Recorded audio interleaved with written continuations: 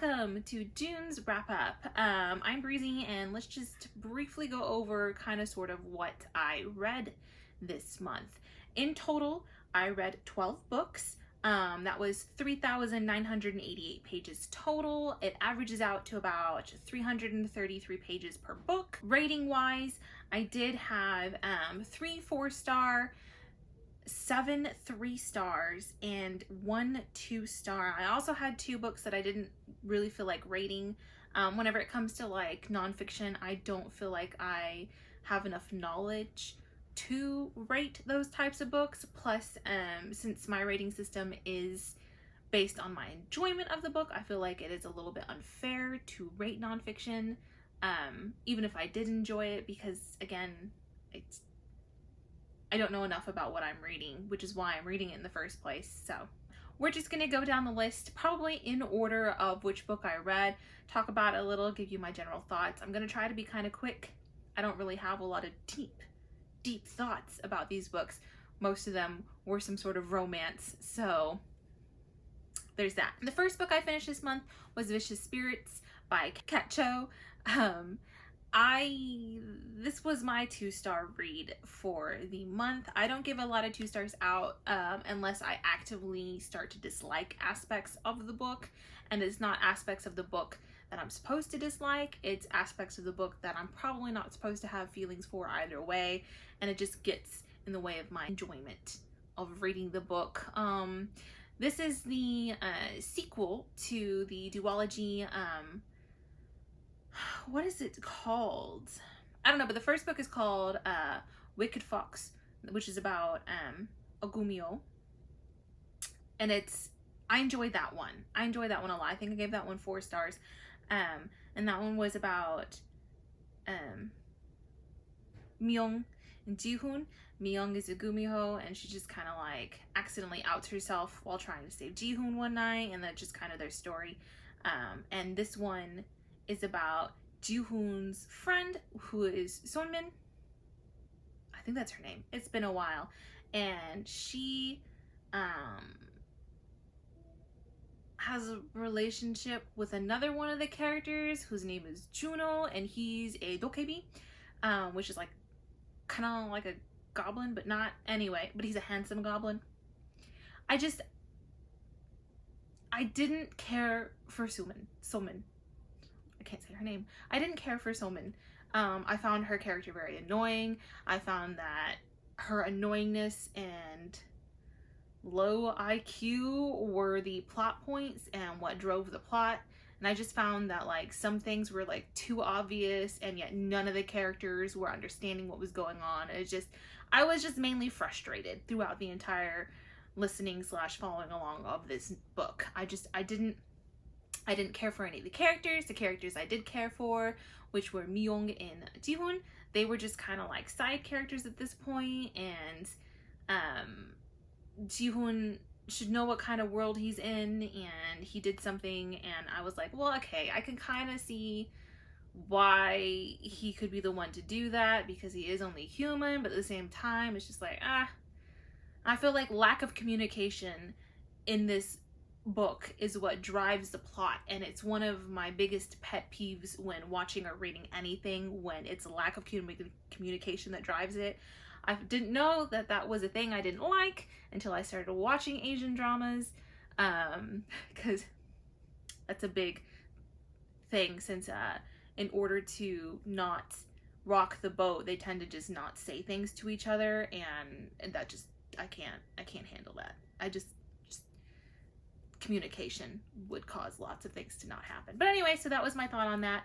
Vicious Spirits by Kat Cho, 2 stars. Next book I read, I don't have a rating for. It's called Sissy, and it is a very small book written in 3 different languages about Empress Elizabeth of Austria, and just kind of like gives like a lot of snippets, little facts about her life, kind of like briefly goes throughout her history. It is a very short book. It's according to Goodreads, it's only like 96 pages long, and most of the pages are pictures.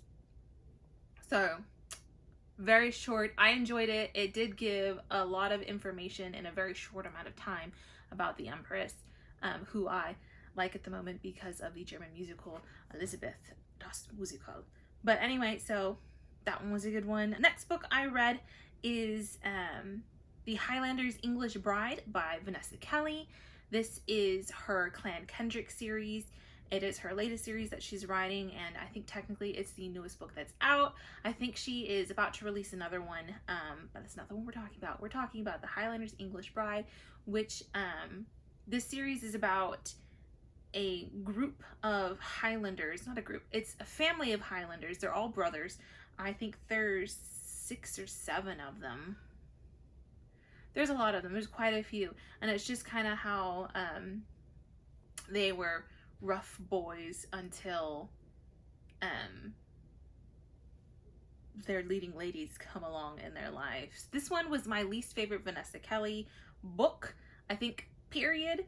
Again, it was another one of those not communicating, driving the plot point kind of stories. The main character, can't even remember her name now, but the main female character had a very abrasive, aggressive version of what I think is supposed to be feministic, but just to me, she just wasn't listening, and she was being more sexist herself than being feminist.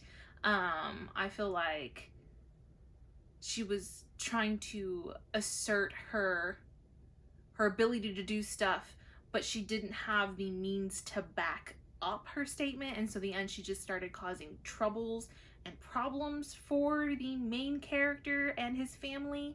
So I feel like had she just expressed herself and communicated,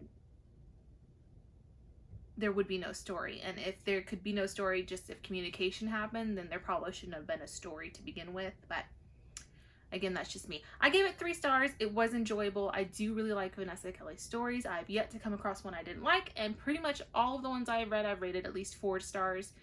I think if I were to lax my my ratings a little bit more, some of them would actually be 5-star books because they do make me happy. Vanessa Kelly was the one that got me into admitting that I liked romance novels.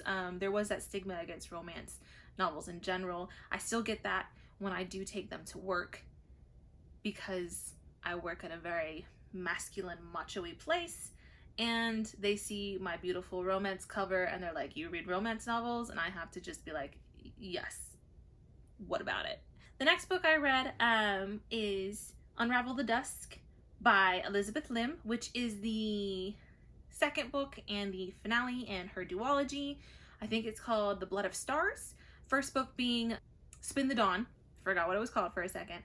So I can't really tell you what Unravel the Dusk is about. It's just a continuation of Spin the Dawn. Spin the Dawn is about our main character, Maya, who has a talent for sewing. And it was her dream when she was younger to become the world's best tailor.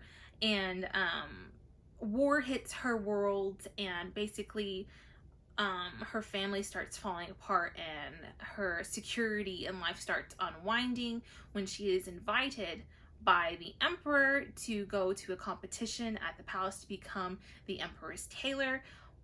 Well, she's not invited. It's more of like a Mulan type of story at first, where the emperor actually invites her father, but her father's not doing well. Her brother is also not doing well, and therefore she goes to take the place of her brother so that her father won't have any repercussions for no one going. And then from there the story unfolds.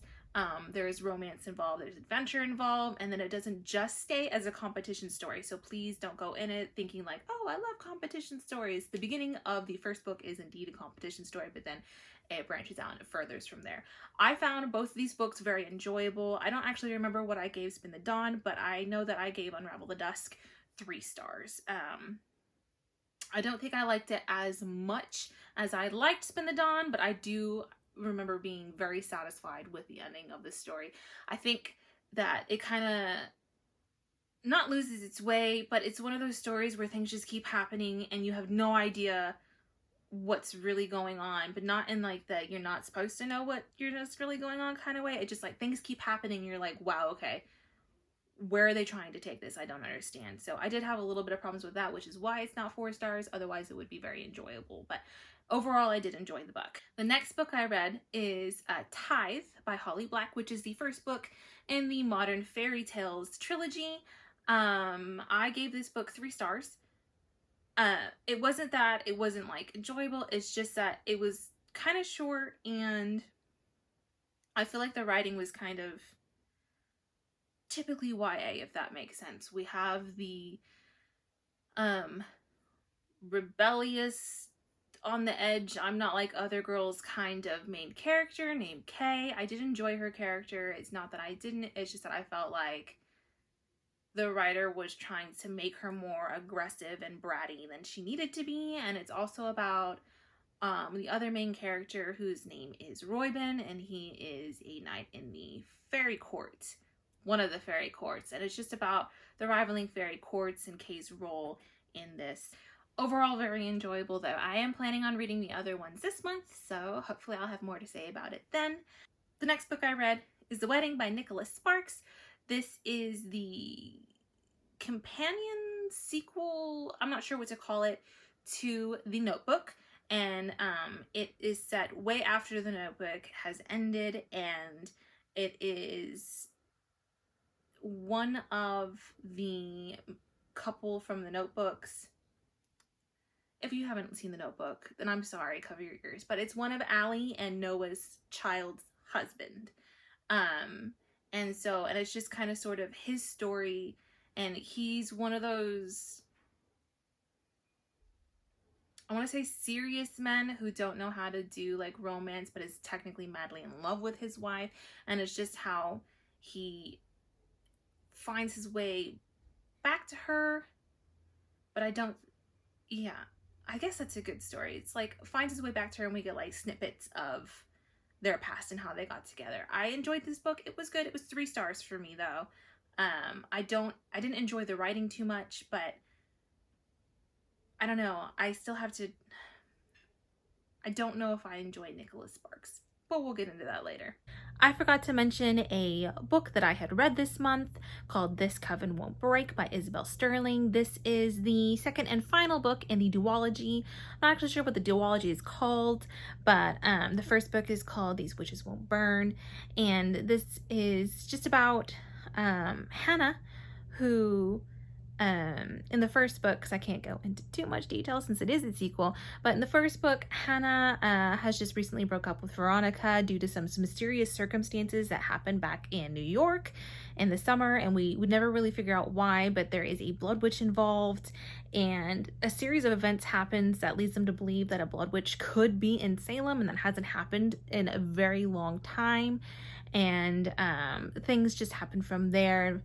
And suspicions arise. She can't trust anyone. People start getting hurt. And yeah, so I won't go into much detail. I did find this enjoyable. I liked both the first book and the second book. And there's even like a little chapter about what actually happened in New York. So we know the history behind that you read before you read the second book. Everything was 3 stars. I enjoyed it. So 3 stars for that as well. Yep, just wanted to mention that since I did read it, and I said 12 books, and I meant 12 books, so yeah. The next book I read is called They Never Learn by Lane Fargo. This one is a dual point of view. We follow our main character, Carly, who is a freshman in high school, leaving her home for the first time, possibly escaping an over-demanding father, and just experiencing life for the first time and learning how to not be in her small town with her demanding father. And then our second point of view is Scarlett, who is a teacher at a university, and she is a serial killer, and just what happens there, it's great. I really enjoyed this one. This one was my first 4-star read of the month. I enjoyed it greatly, and I don't want to go and tell you too much about it, because I feel like when you tell too much about thrillers, it's not as fun. So please, if anything about that sounds enjoyable, following a serial killer, go read it because I enjoyed it greatly. The next book I read is actually a duology. I wanted to finish the All the Stars and Teeth duology, but I couldn't remember everything about All the Stars and Teeth, so I had to go ahead and reread that, and then I reread All the Tides of Fate. And I have to say I enjoy these greatly. I do think that you can read All the Stars and Teeth by itself, and it makes a great standalone type of novel. I can tell you that I did enjoy All the Tides of Fate a little bit more. I'm not 100% sure why I did. I just know that I did. There was just something about the way it was written and the story and where it went that I enjoyed that one better. All the Stars and Teeth is about Mora, who is the princess of Visidia, and Visidia is a kingdom of islands where each island represents a different type of magic, whether it be like an elemental magic where you can wield fire, water, air, earth, or whether it be like curse magic, or there is it called charm magic, where it's like enchantments, like glamours. And Amora and her family are the only ones that can wield soul magic, and so they are the soul magic is considered a burden, a curse. It's like a beast inside of them, so they are the ones that are ruling because they are the ones that have sacrificed their lives in order to tame the beast that is soul magic. And it's just something, it's not a spoiler because it's in the summary. I consider it a spoiler because I like to be surprised at when the catalyst to the story happens, but I'll tell you because it's technically in the summary. She has to prove herself at her coronation party in order for her to be considered the selected heir of her kingdom. And during the ceremony, something goes awry and she's actually forced to flee her kingdom instead. And her fiance goes with her, Ferric, and also a pirate named Bastion that she just met. And then from there they travel and shenanigans ensue, adventure happens. It's a great time. You should read it. Again, I gave the first book, All the Stars and Teeth, 3 stars, and I gave the second book, All the Tides of Fate, 4 stars. If you just want to read All the Stars and Teeth, you can. It does have a nice little closing standalone type of feel to it. I didn't know that there was going to be a sequel till it was out, but I did like All the Stars and All the Tides of Fate better. It was more enjoyable for me. The next book I read was a tiny one. It is called Star Wars, The Jedi Mind. And it's basically just a book about mindfulness, and it just helps so that you understand what mindfulness is by linking it to something you know and love and are passionate about, which for me would be Star Wars. So I always try to figure out what in the world I should do in order to be more mindful, how that works, and just having the little book where it relates everything back to Star Wars makes it all the more enjoyable and helps me to understand it better because I understand the Star Wars universe. I'm a big fan. So when it uses a quote from, I don't know, from Yoda or from Qui-Gon Jinn or Obi-Wan Kenobi, and it has other people in there too, then it's just like makes it that much more understandable for me. And it's just, you know, be mindful of your thoughts, be mindful of your actions, and then kind of like little exercises about when this situation happens and you need to be mindful to help calm your emotions or just kind of just help you think through the situation. Here are some exercises that you can do, or just being mindful to help better your lifestyle. I really enjoyed it. My friend at work let me borrow it and I had to give it back to her, so I don't have it. I can show you, but I am most likely going to go ahead and purchase this for myself so that I have it, so that I can maybe try the exercises and practice that a little bit. But that was another one that I'm giving no rating to because it is nonfiction and I have no prior knowledge or like intellectual thoughts regarding mindfulness. I think that everyone needs to be mindful of what we do and say and think, just because I feel like the world is constantly on autopilot and I feel like we miss out on a lot of things because of that. But that's just my personal feelings. I also feel like when we are on autopilot, we tend to say things that we don't necessarily mean, and like sayings don't have meaning anymore. So like a great example that is not in the book but just in my head is like when people say hello.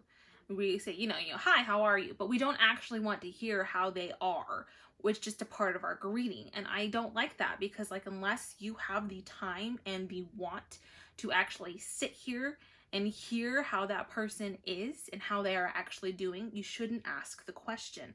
You should just say hi or hello, and then, have a good day kind of thing. Or, like, hi.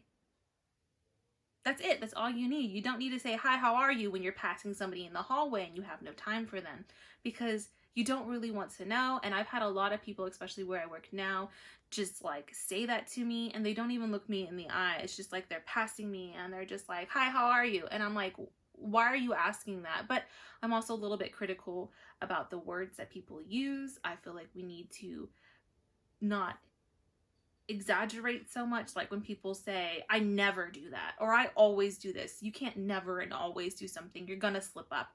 You most of the time do that, or you try really hard not to do this, but it's never actually never and always. Those are speaking in absolutes, and I feel like it's misleading. But anyway, those are my thoughts on that. Really liked that book. Gonna buy me one.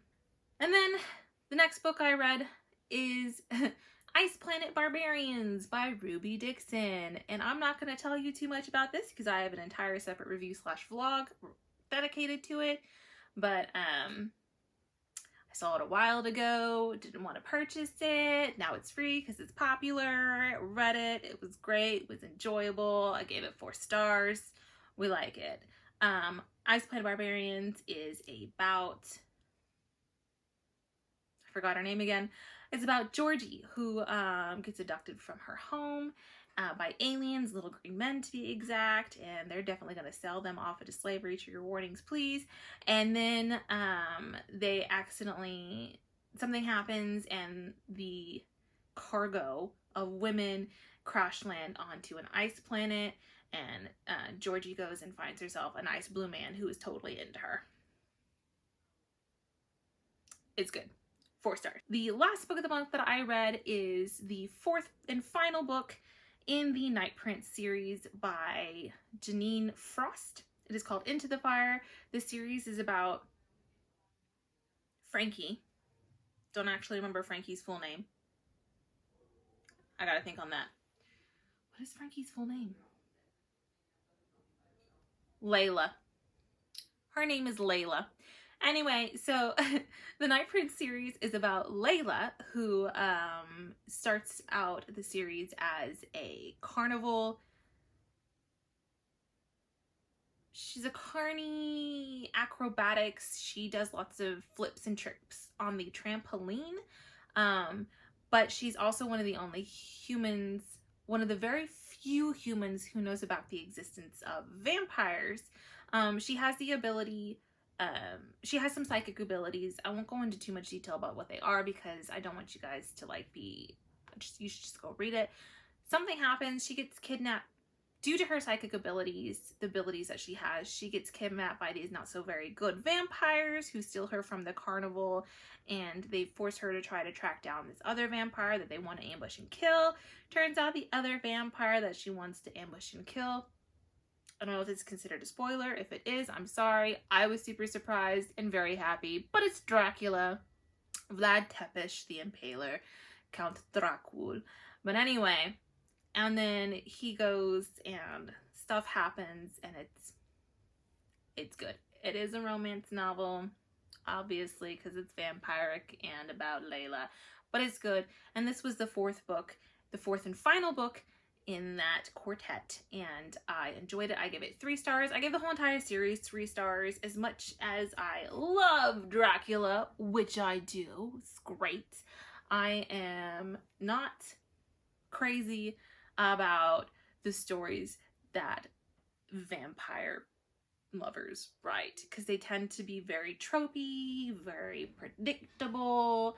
They tend to be all around a great time, but not something that is amazingly written or just a powerful read. So I tend to have a good time, but then I'm like, all right, good time's over. I don't really want to read it again.